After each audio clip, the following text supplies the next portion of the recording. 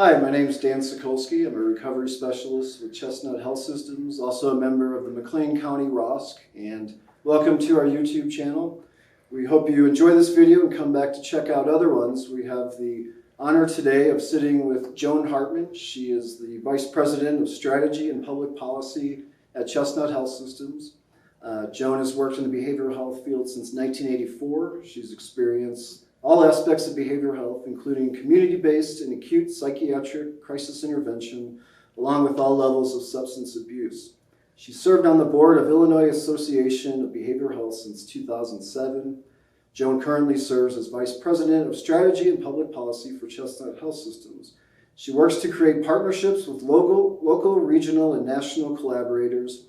She holds a Master's of Education degree in Counseling Psychology from the University of Louisville and a bachelor's degree in alcohol and drug studies from the University of South Dakota. Joan has been in active recovery from substance use disorders since 1983. She's been married since 1989 and has 3 children and 1 adorable grandchild. She's active in her church and relies on her spiritual sisters for ongoing support and accountability. So this is definitely a pleasure. Joan is a woman with long-term recovery who has huge respect in the recovery community and the treatment center industry. So Joan, thank you for this opportunity. Thanks for having me, Dan. If you could just tell us a little bit about your childhood and upbringing. Sure. I had a pretty uneventful childhood. We, as a family, I have 4 siblings, 1 brother and 3 sisters, and my parents were really attentive and active with us. We'd go camping, we went on lots of family trips. We spent a lot of time together as a family unit, and we were really close. I went to Catholic school. Graduated from Catholic school and then went on to Catholic college. Yeah, I can relate to that. Not every person who struggles with alcohol use disorder comes from a situation where, their childhood was difficult. So I guess one question then, to your knowledge, did alcohol use disorder, substance use disorder run in your family? I think we had some distant relatives, but I'm really the only one in my immediate family. I do have a first cousin, I think, that struggles with alcohol use disorder. Do you remember having your first drink? And if so, do you remember any thoughts or feelings that came with that? Some people describe, this feeling of warmth, or they knew that this was for them the moment they tried it, anything like that? No, not really. I remember, I grew up in rural Iowa, and it was very common for us to, take sips of our parents' drinks when they would have parties or have cousins over or, family reunions. So I really don't remember when I first had a drink. Mm-hmm. Okay. When would you say that you remember it started to be a problem? About what age? Do you remember any experiences associated with that? Well, I think I started drinking on a regular basis when I was a freshman in high school. And I remember starting to drink because it was one thing that, everybody did. Mm-hmm. And, our biggest entertainment in my hometown was doing what we call 4 mile. Because Iowa, if you fly over it, you see it looks like a patchwork quilt. Yeah. And there's a blacktop in my county every 4 miles, and so we would take a 4 mile, and and drink and drive. I remember it being something that I felt like I needed to do because I was a very kind of geeky, kind of shy kid who really I felt a lot of times like everybody was understanding social cues except for me. Mm. And that I was kind of a little bit behind everybody else. And so drinking just kind of loosened me up, let me laugh and talk with everybody else, made me feel normal. Yeah. I'm assuming at that point, alcohol was still kind of working for you, right? And, used it to socialize, in college parties, that kind of thing. Do you have a recollection of when it started to be a problem or any kind of memories of laying awake at night, like, man, I really wish that I could control this, or making those resolutions that, tomorrow is the day I stop, that kind of thing? I did. My drinking career was not that long, but it was certainly significant in my life. For me, it was kind of a process figuring it out. I had a friend from high school who went through treatment when she was a senior, and I was a year ahead of her, so I was already in my freshman year in college when she went through treatment, and I thought, oh, she and I were the same. So what makes her have to go to treatment and me be okay? I started going to meetings with her and stopped drinking for a while, and then I went back to school and started it up again. And I was pretty lucky that I had a girl who was on my floor in the dorm who was in recovery, and I would talk with her a lot. I asked her a lot of questions, trying to figure it out. I think the part that scared me the most was the fact that I started going out with my friends and the next day couldn't remember anything that we had done. And they would tell me stories about how funny I was, or, oh my gosh, I can't believe you would do this or that. And I was adamant that I hadn't done it. And thinking they were messing with me and stuff like that, but it kept happening. So it was pretty scary. So as you're explaining some of those situations, that was still in college, I assume, where your friends would tell you about things that happened the night before. Do you recall about what year that was?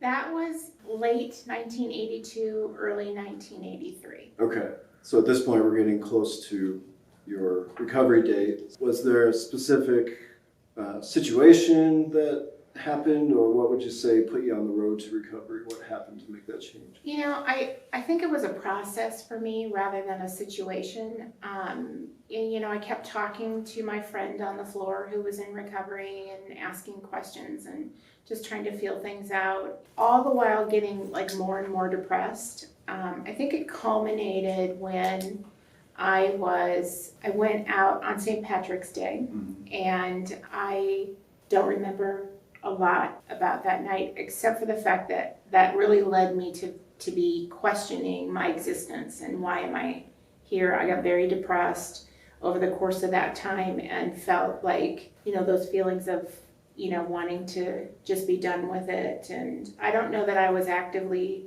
thinking and had a plan to hurt myself, but I definitely was at the point where that was going to be the next step for me. And I just was really unhappy, and I'm the kind of person who I don't like to be unhappy. I was very fortunate that the town that I was living in, the treatment center had a fund, an alumni fund, because I had no insurance, I had no ability to pay for treatment. Okay. So I had to go in front of their alumni committee.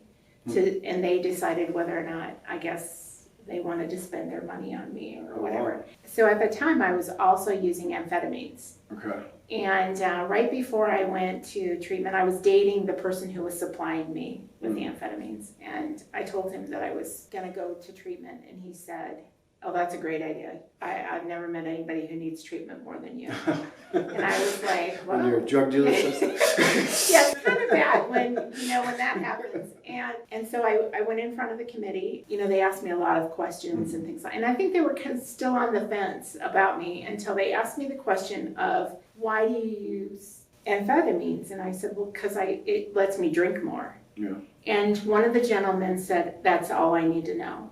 Let's get her a bed, the first bed that comes available. And so I remember going back and talking to my parents and letting them know I was needing to withdraw from school, and I don't know why. Normally I was very irresponsible and would have just dropped out of school with not telling anybody and just disappeared. So, and my dad, I'll never forget this, my dad said, oh honey, you're not an alcoholic. You just drink to escape from life. And I was like, I think that's the definition of an sounds alcoholic. like a symptom, yes. So I was very fortunate then to be able to go into treatment. Okay. So at this point you were, maybe 20? So you're pretty young either way to get into treatment? Yeah. How was that experience being so young? I honestly got babied through treatment. Yeah. I really did. I went to an adult program. Most everybody was a lot older than me. They thought I was cute. I was like one of their kids. For the most part, I got away with a lot of stuff in treatment, like not talking when I should be talking and things like that. I did have one younger gentleman who called me on it. at one point in treatment, and I was, of course, very angry at him. Sure. But he was right. He was right. Was that like a 28-day? It was. Okay. It was a 28-day hospital-based. What would you say to somebody who's relatively young, 19, 20, who needs treatment or needs some kind of help, but really just thinks they're too young for it, or that recovery is not possible at their age? I totally get it, because I sat there in treatment and thought, great, I'm never going to be able to drink again, and I'll probably live to be 90. And thinking that was a terrible thing. And then after I was sober for a while, I was like, geez, I hope I live to be 90. That'd be fantastic, having 70 years of recovery. And I think what I would say is that had I not done that, I don't know where I would be, or if I would still be here. And I guess I had that attitude too when I was young about, well, I'm not going to live past 25 anyway, so let's keep going. So, and a lot of it was, just my young brain, not fully developed yet, and then all the results of the drugs and alcohol on my brain. Sure. And the fact that I really had to take a couple of years for it to catch up and for me to be thinking clearly. But I really think, I have had a very wonderful life as a result of my recovery, and I think everybody deserves that. Yeah. Yeah, when you're telling the story about the alumni committee that ultimately accepted you, I was thinking to myself, just considering your resume and everything you've accomplished in this field and how many people by extension you've helped, that was a pretty miraculous decision. It was. It helped a lot of people. Clearly divine intervention. Yes, absolutely. Yeah. So kind of looking at that treatment experience, being young, when I went to treatment, the final time they told me my clinical issue was shame, just all the years of wreckage I created with my family, career, everything. What would you say was your main issue that you needed to work on, whether it be, some people it's abandonment, some people it's, depression, anger? I think I also had a lot of work to do around shame. And, a lot of Catholics, I think, have work to do around shame, because I think that, I think now the Catholic Church is very different than it was when I was growing up, in the 60s and early and 70s. We just automatically shamed. We did it to ourselves. I had so much self-centeredness. I couldn't see anyone beyond myself because I was too big in my own mind. And so I think that was a huge thing for me, is really to stop being dramatic and start thinking about somebody else.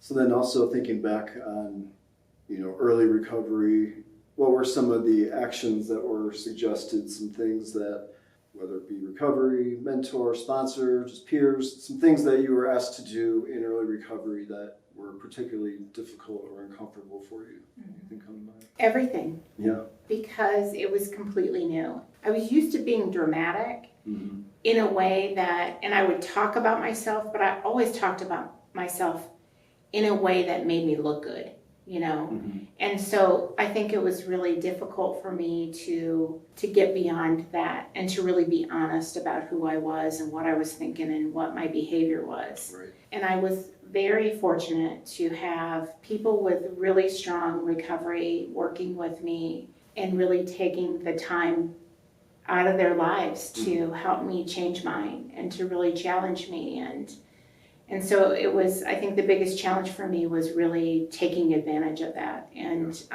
really looking beyond myself and doing what they told me to do, no matter how uncomfortable. Right. And that's, for a lot of people, that's very difficult the first time, at a young age. That's, I wish I had done that my first time.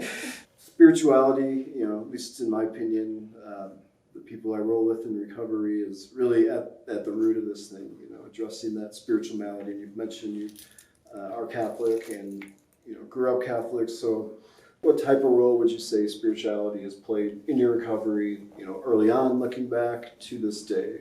Just if you could talk about that. Thanks for asking about that. It really is a very big part of my life off and on throughout my life. Mm-hmm. And when I first got into recovery, I found a Catholic priest who was my spiritual advisor, and I met with him several times to talk about this new part of me and how does that fit with me as a Catholic, how does that fit with me as a person, how do I develop that relationship with my higher power in a way that I can listen to that voice as well as I listen to other voices and think beyond myself. And so he was great. You know, I've had periods in my life where I have been very active in my faith, and then I have had periods where I've been very lazy with my spirituality. And I know that the times when I am more active, I feel so much more. Yeah. You know what I mean? Yeah. Of everything. And I feel very fortunate, and I know that, and I don't know if people are gonna appreciate this or not. I know I'm doing God's work. I really feel like God has called me to go in the direction that I have with my own recovery, and then helping others to find recovery, and then, you know, just advancing all of the opportunities and the services and things like that. And I know that it wasn't me that did all of that. I mean, that was truly my higher power. That was the Holy Spirit who worked through me. Sure. So. Yeah. What type of things do you do today to maintain your spiritual fitness? I love Bible studies. We Okay. have, at my church, we have a lot of women's Bible studies. Great. That happen all the time. I love those. And I have a core group of women friends who, including my own sisters, Mm-hmm. who really keep me accountable and help me learn so much about, you know, just about myself, about my spirituality, about, you know, how I relate to others. Yeah. And, you know, I think too that as I have gone forward in my faith, I've stepped out there a little bit more. It's not just about like going to mass every Sunday. It's now about, like, I have an hour that I go to every week that is just me and the Lord, my adoration hour, and it's my opportunity to really focus. Yeah. How would you define spirituality for somebody who's new and maybe, you know, your particular path sounds religious? You know, some people may have struggles with that. You know, one of the things I think we learn is that there's multiple paths to finding a spiritual experience, you know, in recovery. But if you were to define spirituality, and this is the last we'll have to talk about that topic, how would you define that? You know, I think that for me, spirituality is more about how I emotionally and mentally relate to the world around me and to the people around me. It's that getting out of myself to see what other people need and how I can be of service to others. You know, I think that that's the basis of spirituality for me. And then I take it a step further. How do I relate myself to force that's greater than me, who I choose to call God? And so when I look at that, there's always something out there that's bigger than you. Yep. Whether it's a movement or it's a belief or it's a higher power or whatever. And so it's that whole relationship with that that I think is spirituality. Some power greater than me. It's all I need to know early on. You know, can I at least consider that possibility? If I can, then I'm on my way. Would you say recovery was really hard? Sometimes, you know, a lot of times we hear how hard recovery is, and of course it does require a lot of work, you know, and I think we can both agree it's worth it. In a lot of our experience, it gets a lot easier, you know. It doesn't have to be such a struggle day in, day out, even years in. I guess, at what point would you say that recovery was not such a struggle? I would say probably year 3, it got easier. Yeah. I got more comfortable and realized too that most of my struggles were self-made. Right. Because of the choices I made. Yeah. And I, for the longest time, seemed to make things like as hard as I possibly could for myself. And then when I sat back and I really started to listen to other people really tell me and get other people's opinions and learn and grow that way, things became much easier for me. And I think too that, you know, we didn't have a lot of money when I was growing up, and I had some shame around that. You know, I for a long time in my adult life, I allowed that to really kind of make me feel less than other people. And in that, then I think I made it more difficult for myself too, instead of realizing my worth. So you mentioned earlier that, you know, you felt working in this industry was a calling, and you know, I think that's a great way to put it. What got you on the path to working in the treatment industry in this field?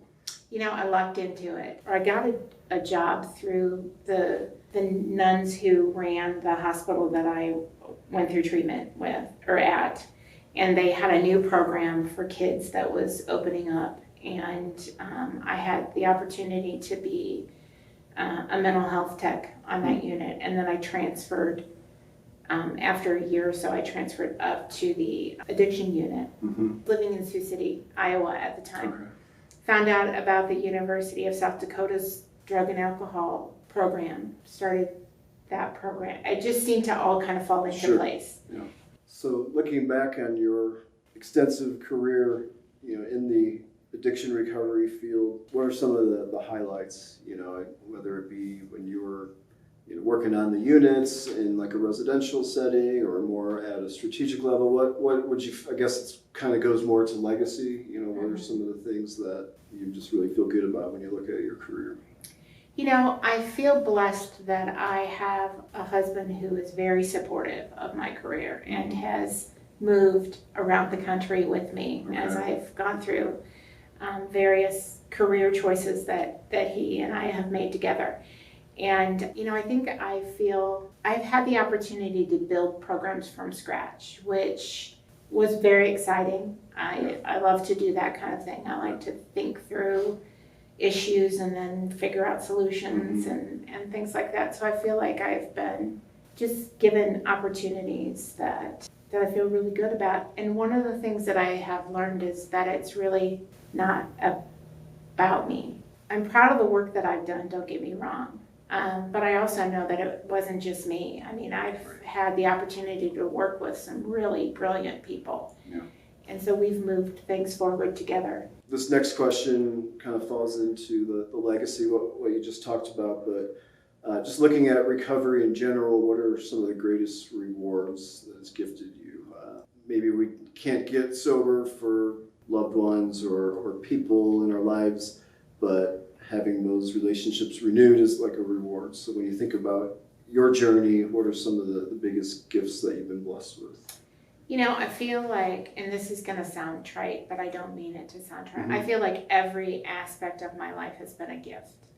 Because I know that had I not listened to other people and gone into recovery so young, that my life would be very different, and it would not have been as blessed as what I have been able to experience. And I just really feel like, you know, if you can get over those struggles in the very beginning, it's totally worth it, and it's a journey it's a wonderful journey. And I did want to say too, I was thinking about when I try to talk about people in recovery, substance use disorder is an illness. It's a brain disease, and we don't make judgment calls on people with Alzheimer's when they have behavior that is hurtful, or when our feelings are crushed by somebody with Alzheimer's. It's the same concept. And, you know, and I had somebody say to me, yeah, but they don't purposely go out and contract Alzheimer's. And, you know, and I think it's important for people to understand we don't purposely set out to become people with substance use disorders. And it takes a while because it is a brain disease. I think a lot of family members have expectations that when you get done with treatment, you're going to be a completely different person. And, you know, like I said, it took me a couple of years to start thinking about other people. And a lot of that had to do with my brain chemistry needing my brain had to recover. before I was going to be able to really think clearly and to stop using the same behaviors and decision making that I did when I was using. Right.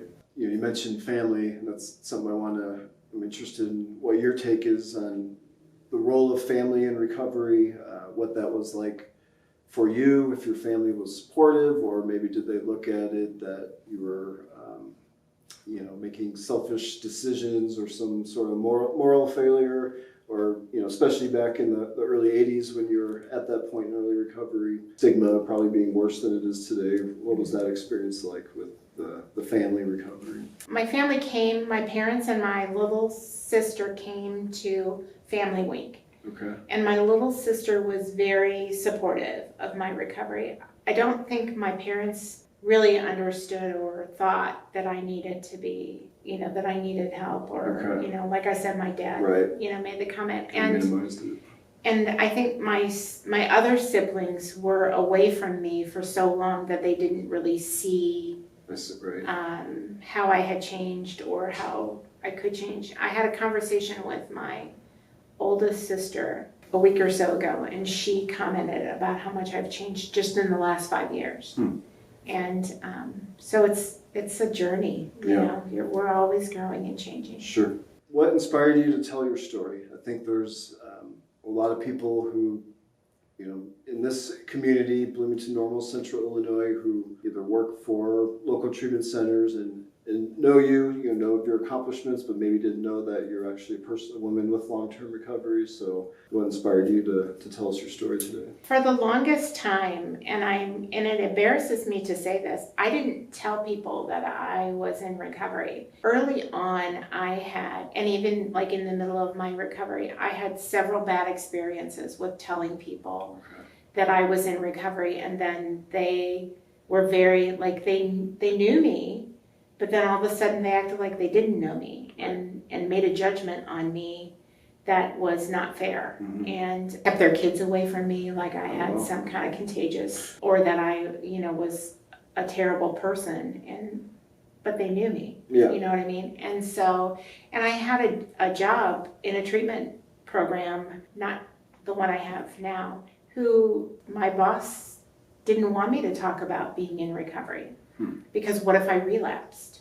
Then what would that say about the treatment center? And unfortunately, even in some of the substance use disorder positions that I've had, leadership didn't have the confidence, I don't think, in people in recovery or with lived experience.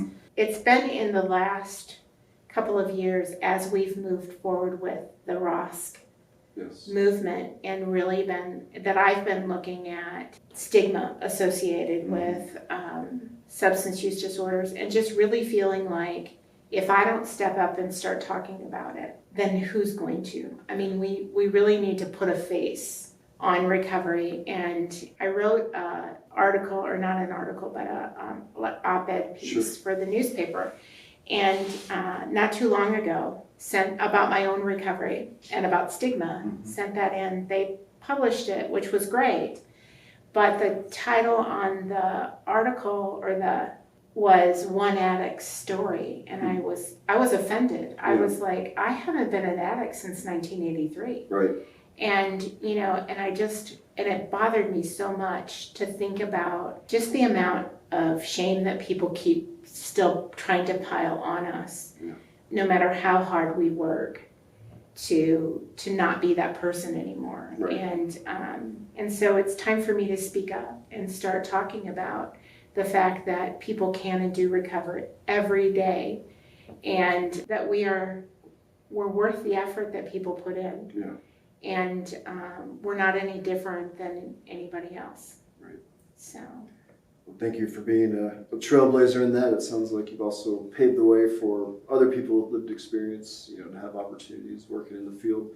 We hear a lot, and at least I heard in treatment centers, or even in different meetings for recovery programs, you're always going to be recovering, and every day you look in the mirror and you're an addict or an alcoholic. But then, the last place I went to had a different take, and they say, you recover. You recover from a seemingly hopeless state of mind and body. And yes, doesn't mean you're cured, doesn't mean you can go drink with, impunity. But what's your stance? Are we always recovering, or are we recovered?